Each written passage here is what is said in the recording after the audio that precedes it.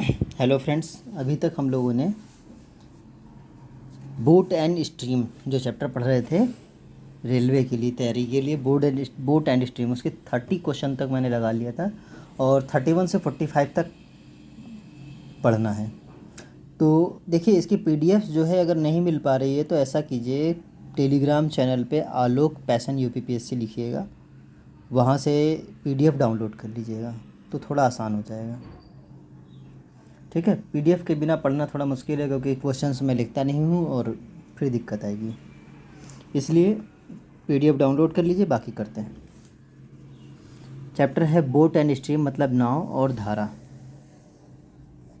ठीक है, question number 31 में कहा गया है, किसी नदी में दो जगह ए और बी हैं। किसी नदी में दो जगह बी ए और बी हैं जिनके बीच की दूरी 16 किलोमीटर है। ये ए जगह है, ये बी जगह है, इनके बीच की दूरी 16 किलोमीटर है तथा एक नाव ए से बी जाने तथा वापस आने में 6 घंटे का समय लेती है। मतलब जाने और वापस आने में टोटल टाइम जो लगता है वो 6 घंटे का समय लगता है। ठीक है, एक मिनट, मैं 30 क्वेश्चन पढ़ लिया। ए और बी हैं जिनके बीच की दूरी 16 किलोमीटर है। ए बी, हाँ, 6 घंटे का समय लगता है। ठीक है, यदि शांत जल में नाव की चाल, मतलब एक्स दे रखा हुआ है, शांत जल में नाव की चाल को एक्स बोलते हैं, 6 किलोमीटर प्रति घंटा, तथा धारा की चाल क्या है, तो आपको वाई निकालना है। तो कोई बहुत बड़ा, पहले वो पढ़ चुके ना ये सवाल। देखिए, 6 घंटे लगे, इधर हम क्या लिखेंगे, 16 बटे, दोनों टाइम को ऐड करना होता है, दोनों स्पीड को, तो कितना हो जाएगा 6 + वाई, और यहाँ पर 16 बटे 6 - वाई, यही तो होगा। 16 कॉमन ले लीजिए, 6 = 16, यहाँ क्या बचेगा 6 + वाई, और यहाँ कितना हो जाएगा 6 - का वाई। अब क्या करेंगे, क्रॉस मल्टीप्लाई, एलसीएम ले लेंगे तो इधर चला जाएगा और ये इधर चला जाएगा, तो कितना हो जाएगा 6 = 16, यहाँ हो जाएगा 6 - वाई + 6 + वाई। ठीक है, ये इधर चला गया और इधर नीचे दोनों का मल्टीप्लाई, मतलब 6 + वाई, और दूसरे ब्रैकेट में कितना हो जाएगा 6 - का वाई। ठीक है, देखिए ये -वाई और +वाई ये दोनों क्या हो जाएंगे, कट जाएंगे। ठीक है, एक प्लस और एक माइनस, और 6 जुड़ जाएंगे, कितने हो जाएंगे 12। तो 6 = 16 × 12, और नीचे नीचे क्या लिखा हुआ है 6 + वाई और 6 - वाई। अगर पहले थोड़ा बहुत याद होगा तो मैंने एक फार्मूला पढ़ा दिया था, यहाँ लिख देते हैं, a + b, और दूसरे ब्रैकेट में क्या होता है a - b, क्या होता था a² - का b²। ये अलजेब्रा का फार्मूला है, a + b और दूसरे ब्रैकेट में a - b, तो हम क्या कह सकते हैं a² - का b²। वैसे ही क्या 6 + वाई और 6 - वाई, तो इसे हम लिख सकते हैं 6 का स्क्वायर माइनस का वाई का स्क्वायर। तो 6 = 16 × 12, नीचे 6 का स्क्वायर कितना होता है 36 - का y²। 6 से 12 काट दो, 6 कम 6 और 6 दूनी 12। अब ये चीज़ नीचे है तो दूसरी तरफ कहाँ जाएगी, मल्टीप्लाई में, तो 1 से मल्टीप्लाई करोगे कोई फ़र्क नहीं पड़ेगा। 36 - का y² = 16 दूना 32, 32 इधर आ जाएगा। 36 - का 32 = कितना हो गया y², या y² = 4। ठीक है, तो y = √4, और √4 की वैल्यू कितनी हो जाएगी 2 किलोमीटर प्रति और। ठीक है, तो इसमें देखिए, सिर्फ ये जो द्विघात समीकरण बन गई है, क्वाड्रेटिक इक्वेशन, इसकी वजह से थोड़ा सा आपके लिए नया हो सकता है ना, कि कैसे क्वाड्रेटिक इक्वेशन सॉल्व करते हैं, तो थोड़ा इसको समझ लीजिएगा, और कुछ खास नहीं है, पुराना ही है। हाँ, क्वाड्रेटिक इक्वेशन क्योंकि आगे भी बननी है, तो ये वाला आप समझ लीजिएगा, इसको अलग से कहीं प्रैक्टिस करके अलग भी लिख लीजिएगा कि इसको कैसे मैंने सॉल्व किया है। ठीक है, इस तरह की कई और इक्वेशंस बनेंगी, फिर उनको भी पढ़ाया जाएगा। 32 में लिखा हुआ है, एक नदी 2 किलोमीटर प्रति घंटा की चाल से बह रही है, मतलब वाई दे रखा हुआ है, 2 किलोमीटर प्रति घंटा की चाल से बह रही है।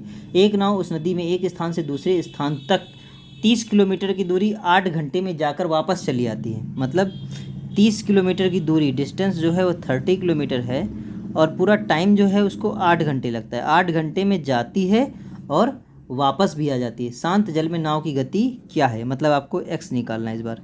तो फिर से ऊपर वाला ही सवाल हो गया, ठीक है, लेकिन इस बार द्विघात समीकरण सही से बन जाएगी, है ना। जैसे पहले बनी है वो तो और सॉल्व होगी, लेकिन अब की थोड़ी और टफ होगी। तो टाइम कितना लग गया, टाइम लग गया 8 घंटे। फार्मूला सबको पता होना चाहिए, 30/x + 2, और यहाँ कितना आ जाएगा 30/x - का 2। तो 8 = 30 कॉमन ले लीजिए, तो यहाँ कितना आ जाएगा x+2 और दूसरे ब्रैकेट में कितना आ जाएगा x-2। एलसीएम ले लीजिए, ऊपर चला जाएगा, तो 8 = 30, ठीक है। और यहाँ कितना आ जाएगा x-2 प्लस में x+2 और नीचे कितना आ जाएगा x+2 एक ब्रैकेट में और x-2 एक ब्रैकेट में, है ना। यहाँ से 2 से 2 कट जाएगा क्योंकि एक माइनस और एक प्लस। तो यहाँ से कितना बचा 8 = 30 से काट भी सकते हैं, 2 चौको 8 और 2 से 15 बार में कटेगा, ठीक है। 4 = 15, x जोड़ देंगे तो कितना आ जाएगा 2x आ जाएगा।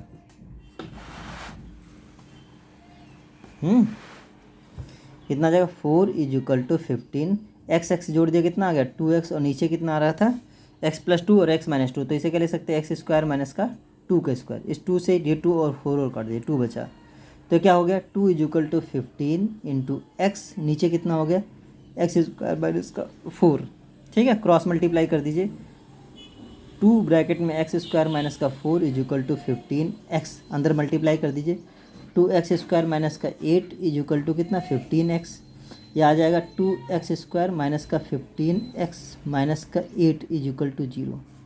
अब इसको कैसे सॉल्व करेंगे, अभी ये यहाँ से थोड़ा अलग टॉपिक है, उसको समझ लीजिए। द्विघात समीकरण जो मैंने अभी नहीं पढ़ा है, आती है पहले से तो बहुत अच्छी बात है, क्वाड्रेटिक इक्वेशन नहीं आती है तो थोड़ा थोड़ा बताते हैं, इसमें समझ लीजिए। जैसे पहले वाला बताया था अलग नोट कर लीजिए, वैसे इसको भी लिख लीजिएगा। क्या करते हैं इसको सॉल्व करने के लिए, जो पहला वाला नंबर होता है इस आखिरी वाले नंबर से मल्टीप्लाई करते हैं, ओरली मल्टीप्लाई करते हैं, कहीं लिखते नहीं मल्टीप्लाई करके। जैसे 8 का 2 से मल्टीप्लाई किया 16 आ गया, ठीक है। अब यहाँ पर निशान कौन सा है, इसको ध्यान से देखिए, कौन सा निशान है ये माइनस का, सिर्फ इसी निशान को देखना होता है। अगर माइनस का है तो 15 को, ये बीच वाले पार्ट को 2 भागों में तोड़ते हैं, ऐसे तोड़ते हैं कि जोड़ने या घटा, यहाँ माइनस है ना तो घटाने पर 15 आए, लेकिन उन दोनों पार्ट का जब मल्टीप्लाई करें तो 16 आ जाए, है ना। तो ये थोड़ा सा डिफिकल्ट भी हो सकता है, अभी छोड़ दीजिएगा, अगर नहीं समझ में आ रहा तो इसको रहने दीजिएगा ना, हम कर दे रहे हैं, फिर अलग से क्वाड्रेटिक इक्वेशन पढ़ा देंगे तो सॉल्व हो जाएगा, ठीक है। मतलब 15 को 2 भागों में तोड़ना है, 2x² माइनस का 15 को जब 2 भागों में तोड़ेंगे तो कितना आ जाएगा 16 माइनस का 1 और x माइनस का 8 = 0, ठीक है। 16 में से 1 घटाइए, कितना हो गया 15 बचा ना, और 16 का 1 से मल्टीप्लाई कीजिए तो कितना आ रहा है 16 आ रहा है। तो मतलब 15 को 2 भागों में तोड़ते हैं, यहाँ माइनस है तो बीच में माइनस लगना चाहिए, ठीक है, कि घटाने पर 15 आए और मल्टीप्लाई करने पर कितना आ जाए 16 आ जाए, तो ये क्वाड्रेटिक इक्वेशन बन जाएगी। तो कितना आ जाएगा 2x² माइनस का 16x, माइनस का जब माइनस से मल्टीप्लाई करेंगे तो प्लस का x माइनस का 8 = 0। यहाँ से 2x कॉमन लेंगे तो x माइनस का 8 हो जाएगा, यहाँ से प्लस का 1 कॉमन लेंगे तो x माइनस का 8 हो जाएगा,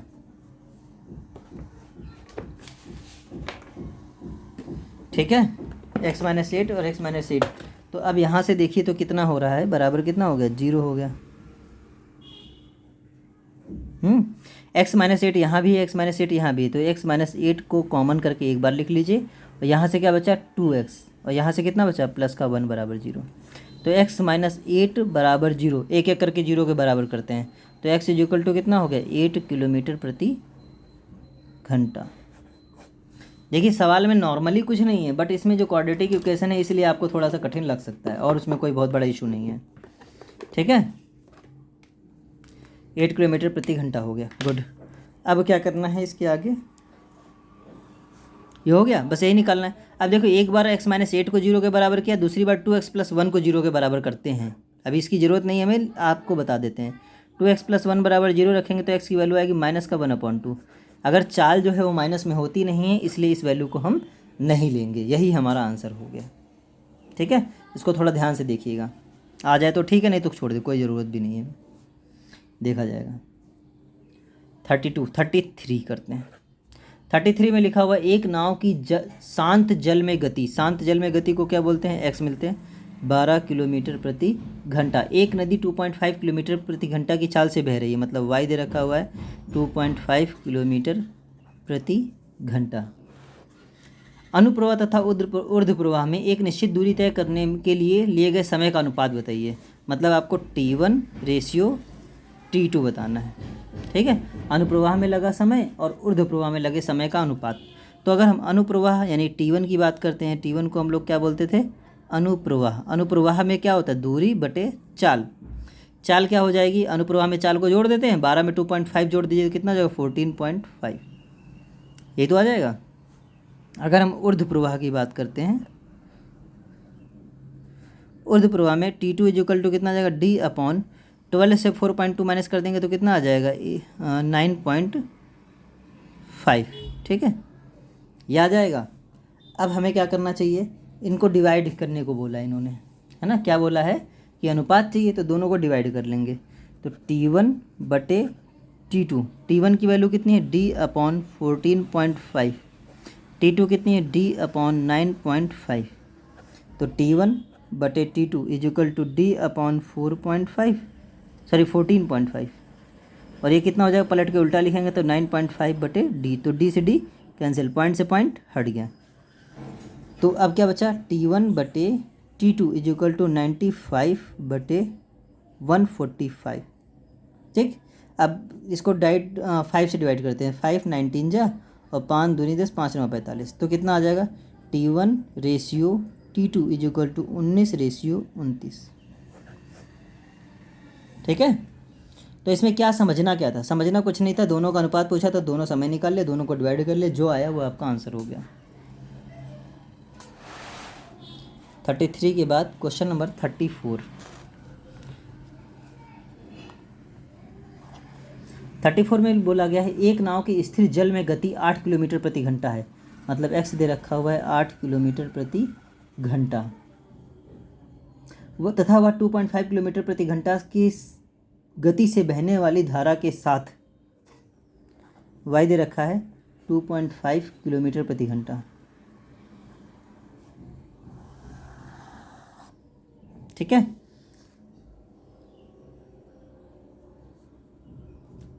बहने वाली धारा के साथ एक निश्चित दूरी 2.5 घंटे में तय करती है, तो समय दे रखा हुआ है, धारा के साथ बोला है, धारा के साथ, यहाँ लिख लेते धारा के साथ, समय दे रखा हुआ है t इक्वल टू दे रखा है 2.5 घंटे, ठीक है। तथा एक अन्य नाव, अभी इतना बात खत्म हो गई, अब आगे बोला एक अन्य नाव, मतलब दूसरी नाव है उसी धारा के साथ, मतलब धारा वही है, 4.5 घंटे में कुछ दूरी तय करती है। इस नाव की स्थिर जल में गति 10 किलोमीटर प्रति घंटा है, दोनों नावों द्वारा तय की गई दूरी का अनुपात बताइए, ठीक है। मतलब ये पहले की स्पीड हो गई और पहले का टाइम हो गया, दूरी का अनुपात मतलब पहले की दूरी निकालिए फिर दूसरे की दूरी निकालिए, धारा के साथ बोला है, तो दूरी बराबर क्या हो जाएगा, D1 इसे लिख ले, चाल गुणे समय, तो धारा के साथ चाल को जोड़ देते हैं तो 8 + 2.5 हो जाएगा, और समय कितना है 2.5 है, तो 10.5 इंटू कितना 2.5, पॉइंट से पॉइंट हटा दीजिए, नीचे 2 जीरो बढ़ा दीजिए, 25 चौको 100, तो ये कितना आ जाएगा 105/4 किलोमीटर। फिर दोबारा की बात कही गई, दोबारा जो स्पीड है वो नाव की दे रखी है 10 किलोमीटर प्रति घंटा,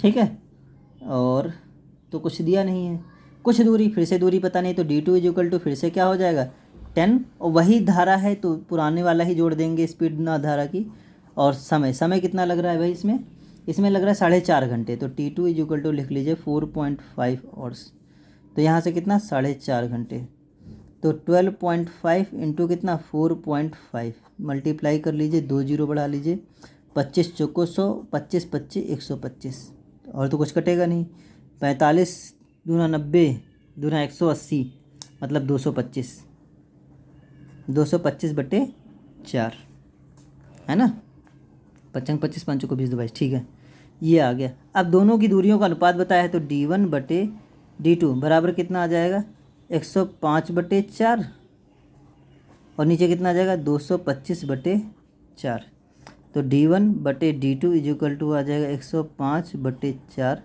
गुणे 4/225, 4 से 4 काट दीजिए, 5 से काट दीजिए, तो 5 दूनी 10, 5 एकम 5, 5 चौको 20, 55 25, तो D1/D2 इक्वल टू 21/45, और भी कुछ कट रहा है क्या, 3 7 21 और 3 15 है 45, मतलब 7 5 4 है ना, 7 15, तो D1/D2 अगर निकालेंगे तो 7/15, ठीक है। तो देखिए इसमें कैलकुलेशन अब देखिए जितने जितने हम आगे बढ़ते जाएंगे वैसे वैसे सवाल बड़े होते जाएंगे, है ना। स्टार्टिंग में देखिए 1 लाइन के 2 लाइन के सवाल रहेंगे, आगे बढ़ते बढ़ते सवालों की वैल्यू जो लेंथ है वो बढ़ती चली जाएगी। लेकिन क्या करना है, अगर आपको सही तरीका मालूम है तो कोई दिक्कत नहीं। पहले D1 निकाला, दूसरा D2 निकाला, फिर दोनों को डिवाइड कर लिया, कैलकुलेशन किया, आंसर आ गया 35 में बोला गया है एक नाव के अनुप्रवाह में गति तथा ऊर्ध्व प्रवाह में गति का अनुपात 4.4:3 है। शांत जल में नाव की गति तथा धारा की गति का अनुपात क्या है। अनुप्रवाह में गति और ऊर्ध्व प्रवाह में गति का अनुपात दे रखा हुआ है, ठीक है। अनुप्रवाह में गति को हम क्या बोलते हैं, x+y, और ऊर्ध्व प्रवाह में x-y। कितना दे रखा है, 4/3। शांत जल में नाव की गति तथा धारा की गति का अनुपात बताइए, मतलब नाव x और y का अनुपात बताना है। क्रॉस मल्टीप्लाई कर लीजिए, 3 ब्रैकेट में x+y बराबर 4 ब्रैकेट में x माइनस का y, तो 3x प्लस का 3y बराबर 4x माइनस का 4y। इधर 3x भेज दीजिए, 4y इधर भेजिए, तो 3y प्लस का 4y is equal to 4x minus का 3x। तो ये 7y is equal to x हो गया, या x is equal to 7y लिखिए, y इधर ले आइए, तो x बटे y बराबर कितना बच रहा है, 7, या बटे में क्या लिख दीजिए 1, या x ratio y is equal to कितना आ जाएगा, 7:1। ठीक है, बस इसको समझना था इसमें कि ऊर्ध्व प्रवाह में दे रखा है, अनुप्रवाह दे रखा है, बस क्या है कैसे रेशियो रखना है ये समझ लीजिए। 35 के बाद आ गया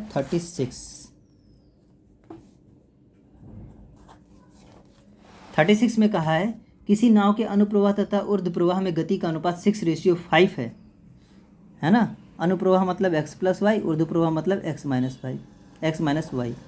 गति का अनुपात 6:5 मतलब 6/5। रेशियो को हम ऐसे लिख सकते हैं। यदि शांत जल में नाव की गति 6 किलोमीटर प्रति घंटा है ना, मतलब शांत जल में नाव की गति मतलब क्या दे रखा है, x दे रखा है 6 किलोमीटर प्रति घंटा, ठीक है। तो धारा की गति बतानी है, y आपको निकाल के देना है, तो यहाँ x की वैल्यू रख लीजिए, तो 6 + y और नीचे कितना 6 माइनस का y बराबर 6/5। क्रॉस मल्टीप्लाई कीजिए, 5 ब्रैकेट हम क्यों लगा देते हैं, क्योंकि बीच में अगर प्लस लगा है तो ब्रैकेट लगाना पड़ेगा, है ना। तो 6 प्लस का y बराबर 6 ब्रैकेट में 6 माइनस का y, 5 6 जा 30 प्लस का 5y 36 माइनस का 6y। 6y इधर ले आइए, 30 उधर भेज दीजिए, तो 5y plus 6y is equal to 36 minus का 30। 11y इज इक्वल टू 6, या y इज इक्वल टू आ जाएगा 6/11 किलोमीटर प्रति घंटा, ठीक है। सॉल्व हो गया। 37 में कहा गया है किसी नाव के ऊर्ध्व प्रवाह तथा अनुप्रवाह के गति का अनुपात 10:3। सब में वही दे रखा है भाई, अब तंग हो गए मैं, एक जैसे सवाल करना नहीं ठीक है ना, तो बार बार मैं नहीं करने वाला, ये वाला तो बिल्कुल नहीं करूँगा मैं। ऊर्ध्व प्रवाह ये अपने मन से कीजिएगा, ठीक है। ऊर्ध्व प्रवाह मतलब ये समझ लिए, इसमें थोड़ा बदल दिया, ऊर्ध्व प्रवाह पहले बोल दिया और नीचे क्या है अनुप्रवाह, और यहाँ कितना है 10:13, ठीक है। धारा की गति y दे रखा है 3 किलोमीटर प्रति घंटा, आप x निकालिए अपने मन से। 38 में बोला एक नाव की शांत जल में गति धारा के बहने की गति का तिगुना है। अब भाषा समझनी पड़ेगी। शांत जल में गति को क्या बोलते हैं, x। धारा के बहने की गति क्या होती है, y। धारा की बहने की गति का 3 गुना है, तो मतलब 3 गुना कर दीजिए, ये बात समझिएगा। शांत जल में गति धारा में बहने की गति का 3 गुना है। यदि 30 किलोमीटर की दूरी आने जाने में, मतलब टोटल दूरी डिस्टेंस कितनी है 30 किलोमीटर, आने जाने में मतलब टोटल टाइम दे रखा है 3 घंटे का समय लगता है, तो नाव की शांत जल में गति बताइए। मतलब आपको निकालना क्या है, x की वैल्यू फाइंड करनी, किलोमीटर प्रति घंटा में बतानी है, ठीक है, कोई प्रॉब्लम नहीं है। तो समय बराबर दूरी बटे चाल, तो समय कितना है, समय बराबर डिस्टेंस अपॉन स्पीड, तो समय कितना है 3 घंटे, डिस्टेंस कितनी है 30 किलोमीटर, स्पीड। अच्छा, आने और जाने दोनों का टाइम लग रहा है, यहाँ पर भी लिखना है t = T1 प्लस का T2 वाला लगेगा, क्योंकि आ भी रहा है और जा भी रहा है, तो एक बार कितना हो जाएगा x + y और फिर कितना हो जाएगा 30/x - y। x की जगह पर 3y लिख सकते हो, तो 3 = 30 कॉमन ले लीजिए, तो यहाँ पर आ जाएगा 3y प्लस का y यहाँ आ जाएगा 3y माइनस का y। 3y में y जोड़ दीजिए, कितना आ जाएगा 4y, और यहाँ घटा दीजिए तो 2y। एलसीएम कितना आ जाएगा 4y, है ना। 4y एलसीएम आएगा तो यहाँ 1 रहेगा, यहाँ 2 आ जाएगा। 2 2 जा 4 होता है ना, ठीक है। 3 हो गया, तो 3 दहमा 30 और 3 एकम 3, तो 1 is equal to 10 into 3/4y। ठीक है, y इधर भेज दीजिए, y इज इक्वल टू आ जाएगा 10 इंटू 3/4, मतलब 2 दूनी 4, 2 पंचे 10, मतलब y इज इक्वल टू आ जाएगा 15/2 किलोमीटर प्रति घंटा। ठीक है, ये हो गया 38 आ गया। 7.5 किलोमीटर पर आवर भी बोल सकते हैं इसे। 38 के बाद 39 में लिखा हुआ है एक नाव 33.75 किलोमीटर की दूरी ऊर्ध्व प्रवाह तथा अनुप्रवाह में तय करती है। दोनों स्पीड दे रखा हुआ है। यदि नाव की गति 6 किलोमीटर प्रति घंटा तथा धारा की गति 1.5 किलोमीटर प्रति घंटा हो तो दोनों दशाओं में उस दूरी को तय करने में लगे समय का अंतर बताइए। मतलब पहली बार समय और दूसरी बार समय और दोनों का अंतर। ठीक है, डायरेक्टली करते हैं। पहले का समय निकालेंगे, समय बराबर दूरी बटे चाल। दूरी कितनी है 33.75 किलोमीटर। ठीक है, और चाल अगर हम पहले हम अनुप्रवाह निकाल लेते हैं, है ना।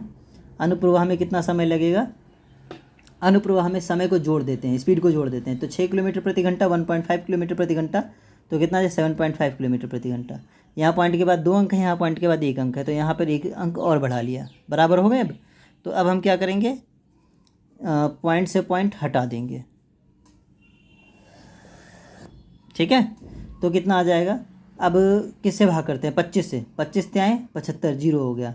25 एकम 25, 8 33 होता है। 8 87, 25 से आए 75, 12 बचा, 25 25 125। ठीक है, 135 हो गया, 30 हो गया, 15 15 अट्ठे 120, 15 9 135, 15 दूना 30, 15 9 135। तो पहला टाइम जो निकला है 9/2, मतलब 4.5 घंटे। ठीक है, दूसरे टाइम की बात करते हैं जिसे हम ऊर्ध्व प्रवाह कहते हैं। ऊर्ध्व प्रवाह में कैसे निकालेंगे, स्पीड वही रहेगी, मतलब डिस्टेंस वही 33.75। अब की स्पीड को क्या करना होता है, ऊर्ध्व प्रवाह में घटाना होता है। तो एक 6 किलोमीटर है, एक 1.5 किलोमीटर है। 6 से 1.5 घटाएंगे तो आ जाएगा 4.5 किलोमीटर। फिर से अंक बराबर कर लेते हैं, 0 से 0 कटा देते हैं, है ना। 5 6, ठीक है। तो अब फिर से 25 से भाग करेंगे। 25 से कम 25, 20 बचा, 200 हो गया। 25 अट्ठे 200। फिर से इसको काटेंगे तो कितने बार में, 135 बार में ही कटेगा। तो अब 9 दूनी 18, 9 एक कम 9, 9 पचे 45, 9 दूनी 18, 9 एक कम 9, 9 पचे 45, 15/2। 15/2 का मतलब कितना लगेगा 7.5 घंटे। अब पूछा क्या है ये देखिए। ठीक है, 2 कंडीशन बोला, दोनों सॉल्व कर लिया। अब पूछा क्या है, दोनों समय का अंतर बताइए। तो T1 और T2 का डिफरेंस बताइए। तो बड़े से छोटा घटा लीजिए, 7.5 में से 4.5 घटाएंगे तो कितना आ जाएगा 3 घंटे। ठीक है, जो क्वेश्चन में बोला है वही करना है बस, और कुछ नहीं। 40 में कहा एक नाव की शांत जल में गति के वर्ग, शांत जल में गति क्या होती है, x के वर्ग मतलब स्क्वायर, तथा धारा की गति के वर्ग, धारा की गति के वर्ग का अंतर। मतलब देखो, नाव की गति x होती है और धारा की गति y होती है, दोनों के वर्ग का अंतर बोला तो स्क्वायर करके डिफरेंस ले लिया, माइनस कर लिया। क्या होगा, मतलब आपको ये वैल्यू फाइंड करनी है। यदि a से b तक की दूरी d दूरी है को अनुप्रवाह तथा ऊर्ध्व प्रवाह में T1 और T2 समय में तय करती है। T1 और T2 समय में तय करती है। तो देखिए T1 अगर हम लोग निकालते हैं, ये कुछ नहीं है, d बटे, है ना, स्मॉल d बोला है इसने तो हम स्मॉल d रख लेते हैं। तो d बटे अनुप्रवाह होता है ना, तो x + y हो जाएगा, कंडीशन 1। दूसरा जब T2 निकालेंगे तो d/x - y आ जाएगा, कंडीशन 2। अब क्या करना है, x² - y² निकालना है। x² - y² निकलता कब है, जब हम x + y का मल्टीप्लाई x - y से करते हैं, तभी तो क्या बनता है x² - y²। तो हम क्या करेंगे, इन दोनों इक्वेशन को मल्टीप्लाई कर लेंगे, equation first into equation second. Multiply करेंगे तो T1 का T2 से मल्टीप्लाई हो जाएगा, तो T1 T2 हो जाएगा। d का d से मल्टीप्लाई हो जाएगा, नीचे x + y का x - y से मल्टीप्लाई हो जाएगा। तो ये कितना हो जाएगा T1 T2, डी का डी से डी स्क्वायर हो गया, यहाँ पर एक्स स्क्वायर माइनस का वाई स्क्वायर, इसकी ज़रूरत है, इसको इधर भेज दीजिए। तो एक्स स्क्वायर माइनस का वाई स्क्वायर, इधर कितना हो जाएगा डी स्क्वायर बटे ये T1 T2 नीचे आ जाएंगे तो T1 और T2। ये भी आ गया सवाल, है ना। ऐसे भी पूछे जा सकते हैं, उसमें कोई बड़ी बात नहीं है। 40 हो गया। 41 में कहा गया है शांत जल में दो नावों की चाल 6 किलोमीटर प्रति घंटा तथा 8 किलोमीटर प्रति घंटा। आपकी दो नावों की बात बोली है, ठीक है। तो मतलब x1 लिख लीजिए 6 किलोमीटर पर और x2 जो है वो 8 किलोमीटर प्रति घंटा। ये ठीक है। नदी 2 किलोमीटर प्रति घंटा की गति से बह रही है, मतलब y दे रखा हुआ है 2 किलोमीटर प्रति घंटा की गति से बह रही है। पहली नाव अनुप्रवाह में चलना शुरू करती है।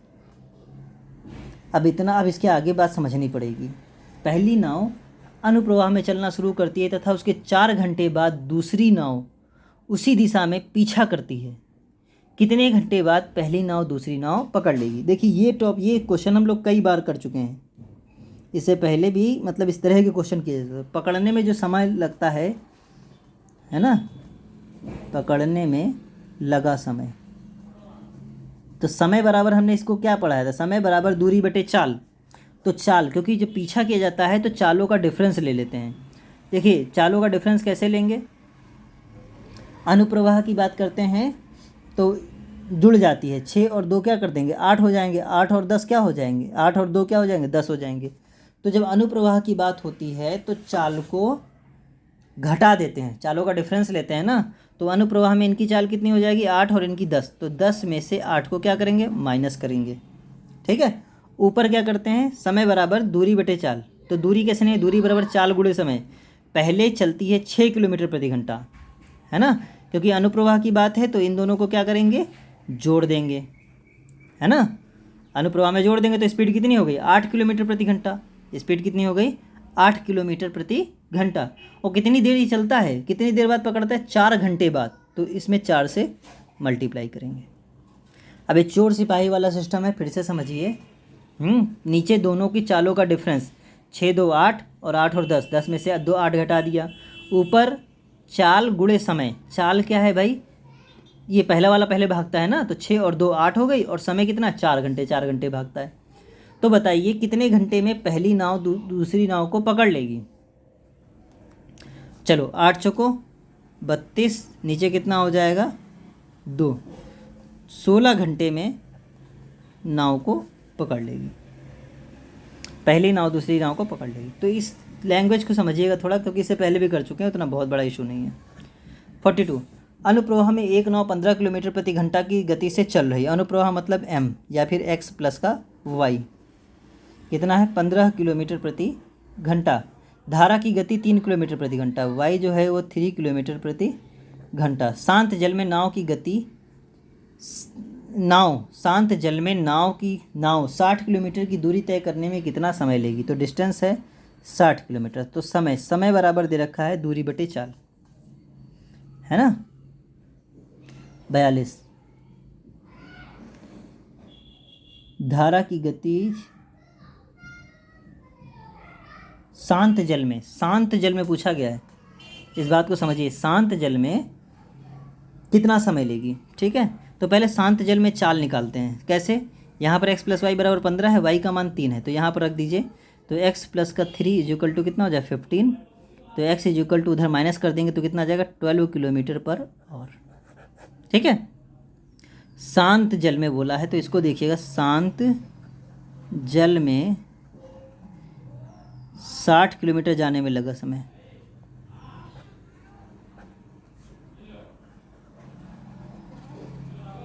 ठीक है। कैसे निकालेंगे भाई, शांत जल में है तो स्पीड शांत जल वाली रख लेंगे, और कोई दिक्कत तो नहीं। समय बराबर दूरी बटे चाल, तो 60 और स्पीड कौन सी रखेंगे शांत जल वाली, तो 12 पंचे 60। बस इसमें यही दिमाग लगाना था या यही सोचना था। बच्चे गलती क्या करते हैं, अनुप्रवाह या ऊर्ध्वप्रवाह वाला समय चाल रख देंगे, लेकिन हमें पूछा शांत जल, तो शांत जल की चाल रखनी है और कुछ नहीं। 43 में बोला है ऊर्ध्वप्रवाह में एक नाव 3 घंटे में 12 किलोमीटर जा सकती है। ऊर्ध्व प्रवाह में एक नाव 3 घंटे में 12 किलोमीटर जा सकती है। ऊर्ध्व प्रवाह मतलब n मतलब x माइनस का y, चाल निकालिए। ठीक है, 3 घंटे में 12 किलोमीटर तो 12/3 हो जाएगा, मतलब 4 किलोमीटर प्रति घंटा ये स्पीड आ गई। धारा में यदि एक प्लास्टिक की गेंद रख दिया जाए तो 6 घंटे में कितनी दूरी चलेगी। भाई देखिए, प्लास्टिक की गेंद अपने आप तो तैरती नहीं है, वो धारा के साथ तैरेगी, मतलब धारा की जो गति होगी वही क्या होगी, प्लास्टिक की गेंद की गति होगी। ठीक है, तो दोनों सेम होंगी। तो पूछा क्या है, धारा में यदि प्लास्टिक की गेंद रख दिया जाए तो 6 घंटे में कितनी दूरी चलेगी। तो मतलब धारा की गति आपको निकालनी है। पहले धारा निकाल लीजिए। 43। शांत जल में वह 5 घंटे में 30 किलोमीटर जा सकती है। शांत जल में 5 घंटे में 30 किलोमीटर जा सकती है। तो शांत जल, ठीक है, शांत जल में 5 घंटे में 30 किलोमीटर, मतलब शांत जल की स्पीड x होती है, 30 किलोमीटर जाती है 5 घंटे में, तो मतलब कितना जाएगा, 6 किलोमीटर प्रति घंटा। ठीक है, अब इसको सॉल्व कर लेते हैं यहाँ से। तो x माइनस वाई बराबर 4 है, तो x की वैल्यू रख लेंगे कितना, 6 माइनस वाई बराबर 4, तो 4 इधर आ जाएगा, y इधर आ जाएगा, तो 6 माइनस का 4 इज इक्वल टू वाई, या y इज इक्वल टू आ जाएगा 2 किलोमीटर पर आवर। ठीक है, बोतल, यही तो बोला, बोतल जा रही है ना, एक गेंद प्लास्टिक गेंद रखने धारा के साथ, धारा में लिख देते हैं ना, प्लास्टिक की गेंद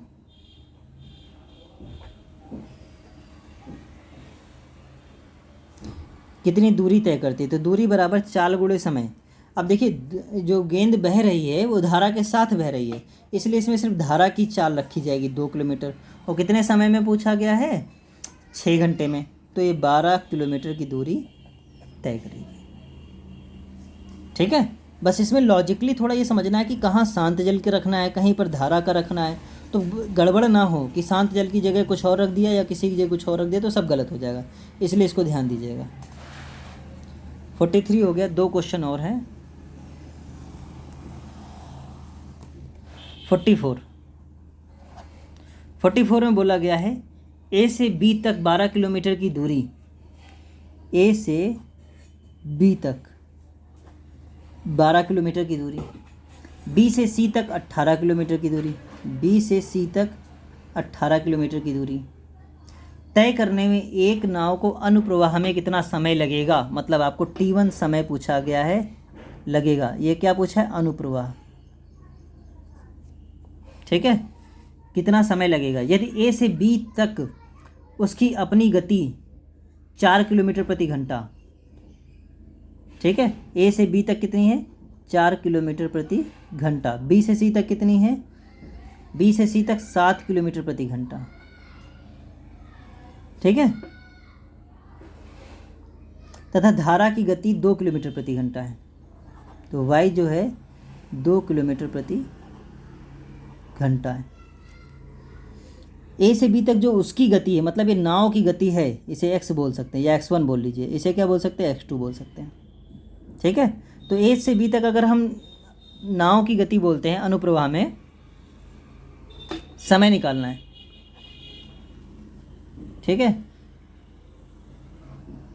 कितना समय लगेगा, तो पहले देखिए 12 किलोमीटर की दूरी है और उसे किस स्पीड से तय करेगा, x4 + 2 नाव की गति प्लस धारा की गति मतलब 6, फिर जो 18 किलोमीटर है 7 + 2 मतलब 9 है ना, तो ये कितना आ जाएगा, 6 दूनी 12 और 9 दूनी 18, मतलब कितने घंटे लगेंगे, 4 घंटे का समय लगेगा। ठीक है, 44 हो गया। 45 में लिखा हुआ है स्थिर जल में 2 नावों की गतियों का अनुपात 4:5 है। स्थिर जल में 2 नावों की गतियों का अनुपात मतलब क्या हो गया, x1:x2 इज इक्वल टू 4:5। धारा की गति 2 किलोमीटर प्रति घंटा है, तो y is equal to 2 kilometre per hour. एक निश्चित दूरी तय करने में अनुप्रवाह में 12 घंटे तथा 10 घंटे का समय लेती हैं। अनुप्रवाह में मतलब धारा की दिशा में। शांत जल में तेज गति से चलने वाली नाव की गति किलोमीटर प्रति घंटा में बताइए। ठीक है, 12 घंटे और 10 घंटे लेती हैं अनुप्रवाह में। ठीक है, तो यहाँ से इस टॉपिक से अगर x1 की स्पीड निकालें तो मान लीजिए 4s मान लीजिए, इसे x2 निकालेंगे तो 5s मान लीजिए, ठीक है। अनुप्रवाह में एक निश्चित दूरी, मतलब टोटल दूरी निश्चित है 10 घंटे और 12 घंटे, तो दूरी बराबर क्या होता है, चाल गुणे समय। दूरी बराबर चाल गुणे समय, डिस्टेंस क्या है, बराबर है, तो दूरी बराबर चाल गुणे समय, मतलब पहले की स्पीड x1 प्लस का y और समय मतलब t1, और यहाँ कितना हो जाएगा x2 प्लस y और इंटू कितना t2। या पढ़ा होगा s1 t1 बराबर s2 t2, है ना, डिस्टेंस बराबर है तो चाल गुणे समय, चाल गुणे समय। तो पहले की कितना है, मान लीजिए 4s है, 4s प्लस y कितना है, 2 है, और समय कितना लग रहा है, पहले 12 घंटे लग रहा है, ठीक है। फिर कितना 5s हो गया प्लस का 2 और इंटू फिर 10 घंटे लग रहे हैं, ठीक है। तो इसका अंडर मल्टीप्लाई कर लेते हैं, 12 चौको 48, 48s प्लस का 12 दूना 24 is equal to 50s plus का 10 दूना 20, ठीक है। ये 48s उधर चला जाएगा, 24 माइनस का 20 इज इक्वल टू 2s, या s इज इक्वल टू आ जाएगा 4, ठीक है, किलोमीटर प्रति घंटा। अब आपको निकालना क्या है, शांत जल में तेज गति से चलने वाली नाव की गति बताइए। तेज कौन चल रहा है, 5s वाला चल रहा है, इन दोनों में से 5s चलेगा, तो तेज गति से चलने वाली नाव की चाल।